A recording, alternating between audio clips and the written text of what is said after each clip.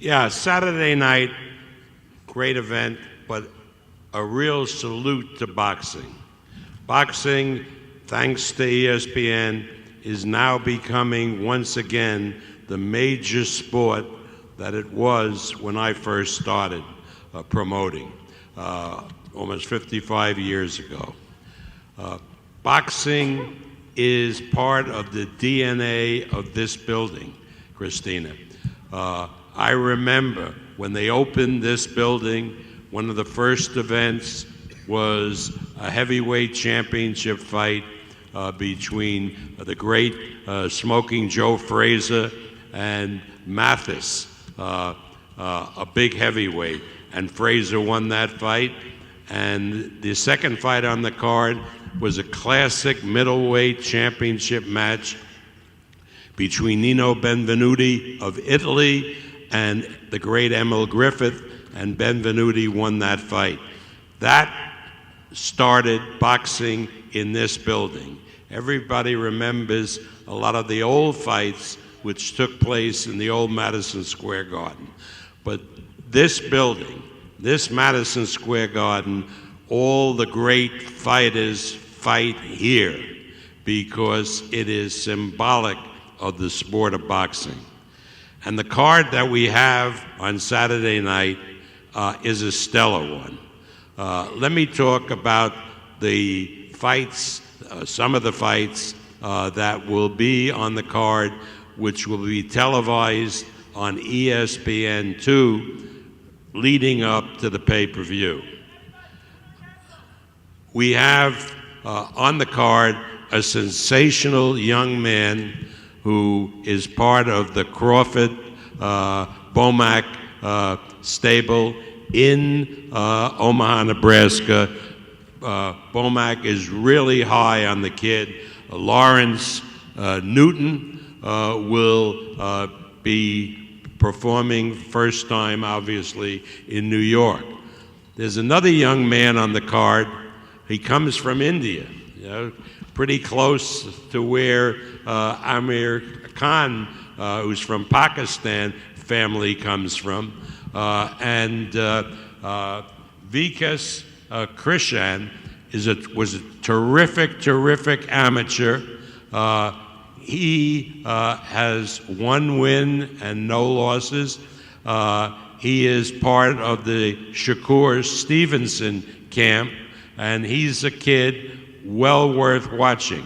You understand that when Disney bought the assets from Fox, one of the assets was Star Television, which is the equivalent for the Brits of Sky TV and BT in the UK. Star Television is going to start featuring boxing, and a lot of people in India, so that's great for the sport.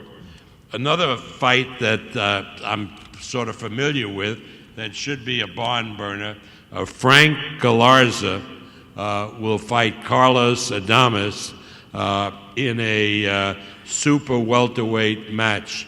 Two real hard-charging bangers. This should be a terrific fight. And as we go on today, we'll get into the pay-per-view undercard, and Christina will tell me when and if I can talk about it. Yes, and as Bob mentioned, also the fighters on the undercard, obviously not up here on the dais today, but the other three pay-per-view fighters will be available for media after today's press conference, and also tomorrow we have roundtables set up for all the media with those fighters, so you can get your one-on-one interviews with them tomorrow at the hotel as well. We'll keep it now to our main event. Before we get started talking with Virgil, I'd like to introduce Frank Smith, CEO of Matchroom Boxing. And Frank, not only did we put together a great card, we have two of the greatest fighters and gentlemen in boxing up here on the stage. And with your fighter, Amir Khan, it's no secret that he could have went another direction and took another fight. But what does it say about your fighter to want to take on the pound-for-pound king in boxing, Terence Crawford? Yeah, definitely. Thank you. Firstly, it's great to be here at Madison Square Gardens, and a pleasure to be working with Bob Arum, Top Rank, 2 in 2 weeks. Hopefully this week it'll be 1-1. Unfortunately, Crawford didn't get the decision last week, but Amir's going to go in there and do the business. I think, as you say, Amir had other opportunities that he could have gone down. most notably probably the Kell Brook fight. But this is the fight that Amir wanted, and you have to respect that, and you have to respect a man who's done what he's done in the sport. And I believe on Saturday night he's going to go in there, he's going to do a job, and he's going to become a world champion once again. We're looking for a great performance, and I know we have a lot of people from the UK coming over and people that will be watching, so we're very looking forward to that. Thank you so much. And Virgil, if I can bring you in now, the man to your right in Amir Khan, what does it mean for you to be back working with him and in his corner for this very important fight against Terence Crawford? It's been a pleasure having Amir back. It came at the right time and a good time for a fight such as this magnitude, to go up against a great fighter like Terence Crawford. Coaches, we live for these opportunities. Whether we win, whether we come up short, we thrive in these settings, and we live for these opportunities. So it's a great opportunity, and it's a pleasure to be involved in this event. Yeah, and for Frank, I mean, having Virgil back with Amir, it's kind of like the best case scenario for this big fight. We know that they've done some historic things together. It couldn't be more ideal for you and your team to have these two back together, right? Yeah, exactly. I think they had a couple of fights off. You know, Amir's last two fights, which we promoted with him in the UK, and I think Amir, when he's in with the best fighters, that's when he looks the best. I think the test of Terence Crawford taking on pound for pound one of the best fighters in the world, one of the most respected fighters in the world, will bring him on. You know, he's, as I say, come back from those two fights, and I think at welterweight, this is the strongest weight for him, and great having Virgil back in his corner. He had a great time with Joe Goosen, but I think being back with Virgil, who's been with for a long time, is very important too. And Virgil, something that, you know, in going through my notes, I kept seeing the word focus come up everywhere in your interviews. So I know that was a point of emphasis with Amir. So what are some of the things that he needs to make sure he focuses on come Saturday night? Well, he most definitely can't have a mental lapse. He has to be focused every second of every round and be able to read the adjustments that a great fighter like Crawford will make. He's a fighter making adjustments. We have to be able to read those adjustments and adjust accordingly to stay competitive and try to win this fight. If we can get now to Amir. Amir, good to see you again today. Thank you. I know you've done this many a time, but this fight right here is your 10th world title fight. Yes. Where does this fight against Terence Crawford, if you can briefly look back in your long boxing history, kind of rank on that list of title fights? Yeah, this definitely ranks probably at the top for me, because fighting a world champion, Terence is very high in the pound-for-pound rankings, maybe number 1 or number 2. So it's just amazing for me to be in this position once again. That itself is a great motivation for me to know that I'm fighting the best out there once again, and it makes me train harder, work harder. I'm focused for this fight, and I know that I can't make any mistakes in this fight, because I could be in trouble. You know, Terence, I've been watching all other videos of his fights. I see that how he breaks down fighters, how he sees openings and stuff, and I can't be making those openings easily. Maybe my last performance got me this fight. To me, that wasn't the best performance, that wasn't the best Amir Khan. And I'm now back with my old trainer, Virgil, where I'm happy, and he trained me the best, and he knows me better than any other trainer out there. So we know we've done everything we've had to do for this fight, and I'm going to be more than ready. You talked about your last fight not being the best version of you. If you could look back, obviously you're undefeated at welterweight. What was the best version of you, and then what can we expect on Saturday? I mean, I've had some good fights in the welterweight division. You know, we fought Clauso, we fought Alexander. I mean, you know, he's brought the best out of me. Even the Canelo fight was going well till I got caught with a shot. So, I mean, you know, whereas this fight, I'm fighting someone who's my own weight, which helps. I mean, every fight with Virgil I've learned something from, win or lose, and he's got the best out of me. And I needed to get back with somebody who could bring that respect back for the sport of boxing, and also make me work harder. So you have the team together, the timing and the weight division right, you know, for everything to come together on Saturday night. And I know that you've rallied for big fights in the past against pound-for-pound greats that haven't necessarily come to fruition, but now is your chance, now your opportunity. How do you capitalize and become a champion on Saturday? That's right. You know, this is a dream come true, and hopefully on Saturday, dream will come true, where I get my opportunity to fight for another world title. and to be one of the best pound-for-pound fighters in the world. This just drives me, makes me work harder, train harder, stay focused, because I know I've got someone in front of me who is up there as number one. We can't deny that. You know, he's a good fighter. So I know he's training hard because he doesn't want to lose that unbeaten record, and I don't want to lose this fight because I want to achieve everything I want in this sport of boxing. Amir, thank you. Thank you. Bob, the man to your right, I mean, here we go back-to-back weekends. We had Vasily Lomachenko last weekend and now Terence Crawford. People go back and forth about number one, number two, pound for pound. But at the end of the day, it's about the best fighters fighting on the biggest platform and getting the best opportunity, and we've done that with Terence Crawford. What do you think that the public and the fans are going to see from Crawford on this biggest stage of boxing on Saturday night? I don't have to talk about what the public is going to see from Terence Crawford. Anybody who knows anything in boxing knows that Terence Crawford comes along very, very seldom in a generation. I look at him as the guy, the closest that I remember that I promoted was the great Sugar Ray Leonard. Terence reminds me of Sugar Ray Leonard. I'm not going to get into who would win if they fought each other, because that ain't going to happen. But Terence is really something special, and I'm so delighted that we've been able to arrange this fight with Terence against Amir Khan, who I think I've always been an admirer of Amir Khan. Tremendous fighter. I know Amir remembers the time I spent with him and his family when you were in Manny Pacquiao's training camp. So I know what he brings to this party, and I am really looking forward to performances by two great fighters, a generational talent in Terence Crawford and one of the best fighters that I've ever seen in Amir Khan. I remember how brilliant he was in the amateurs and how he boxes to perfection. Great fight on Saturday night. And the man getting the pound-for-pound king ready for this fight amongst your entire team is right here to my left, Brian Bomac McIntyre. We're used to holding these mics and calling fights, but you've been quite busy in the past 8 weeks or so getting your fighter and your team ready for this. But couple little cool things you did a little bit different in this camp. I heard through the grapevine that you had spent some time at an astronaut training center doing some different things. Is that correct?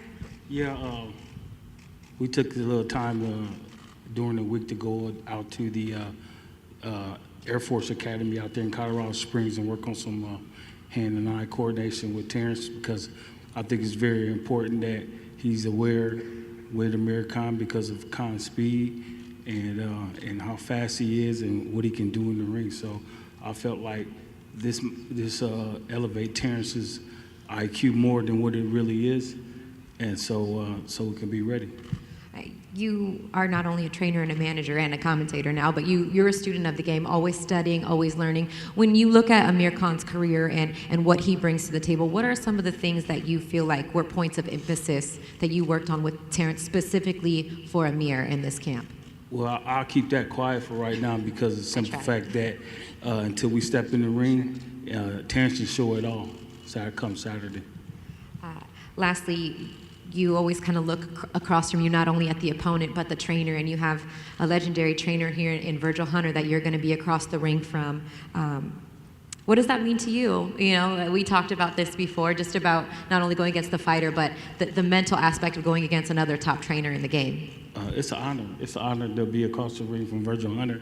And I will tell Virgil and everybody in the world, you know, I'll listen to him as, you know, he's with Andre Ward or any other fighters that he was with. You know, as you say, a student of the game, you go back and try to listen to the trainers and see what they tell them in the corner, and try to see if the fighters can go out there and do it.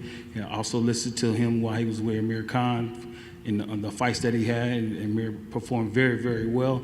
So, you know, I kept that in mind, and also kept in mind that I'm glad Amir went back in with Virgil Hunter because, I don't want him to have no excuses when Terence start touching him. Understood. Now, Terence, how you doing? I'm good. You two, I asked Amir, and you two are a fighter that fights for your legacy, and you have had some big names on your resume, but where does this fight, and more importantly, a win in this fight, what does that mean for your legacy, or is it just another fight to you? I don't believe no fight that I fight is just another fight for me. I believe all the fights that I fight from here on out is for my legacy. That's why I want the biggest fights out there. Amir Khan's name came up because he was the next best welterweight in the division. I could have easily took Collazo. Like he said, he could have took another fight with Kell Brook. I could have took Collazo, but that wasn't the job that I really wanted to take. So Amir Khan is a great fighter. I can't take nothing away from him. He's done a lot in the sport of boxing. He has a big name. He's undefeated at the welterweight division. So why not take another step up? And it seems like no matter who you fight and who you've beat, obviously being undefeated, everybody always has something to say after the fight about maybe they were overrated, or maybe they weren't as good as we thought that they were, or maybe people think Amir has no chance in this fight. Does that bother you that you don't really get the credit you deserve when the fights are all said and done, despite the hype before the fight? Sometimes it bothers me, but that just shows how dominant I am. When you got undefeated gold medalists and you got undefeated world champions, that before the fight, a lot of writers and fans think that they're going to steamroll me, or they too big for me, or this is going to be the toughest fight of my career. And after the fight, they say, oh, well, he wasn't that good. He was a stand-up fighter, or he was slow, or we knew you was going to do this. We just had to hype up the fight. So now they discredit me. But when you look at the fighters that I didn't fight, that I done fought, like most of them never the same after they fought me. You win the fight on Saturday. What do you want the story to be? What do you think that the headline should be? I don't know. I don't write the stories. You do, actually. Just I don't not write with the pen. stories. I just want people to respect me for my talent and the skills that I have, and the willingness to go in there and fight any and everybody that's available.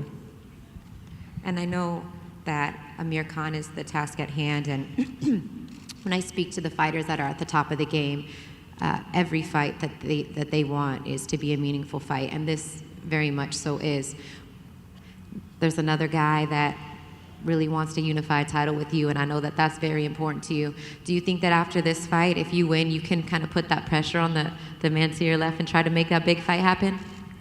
Man, listen, I can put pressure, I can put a gun to their head, but that still ain't gonna make the fight happen. They gonna make the fight happen when they want it to happen. I didn't put pressure on them for years with the Pacquiao fight, and the Pacquiao fight never happened. So it's not my job to worry about that. I just have to keep fighting the fights that they put in front of me and feed my family. And that's indeed what you fight for at the end of the day anyway. That's facts. All right. Bob, anything else you'd like to say as we wrap up here with the main event? When we wrap up the main event, it's going to be a great fight. I mean, really, truly a great fight. As an old guy, which I admit I am, I've promoted a lot of great fights in the welterweight division, and they were so good that I remember them to this day. I remember Ray Leonard and Roberto Duran in a rainy outdoor arena or stadium in Montreal. I remember when Tommy and Ray fought for the first time. Those were classic fights that people remember what happened, how one fighter was up ahead and the other fighter came back. That's part of history in sports and it's the lore of boxing. I promise you that this fight, Saturday night, between the champion Terence Crawford and the challenger Amir Khan will be one of those fights. And people, years from now, long after I'm gone, will remember this fight as a classic fight, and they'll relive it and tell it what happened to their children and grandchildren.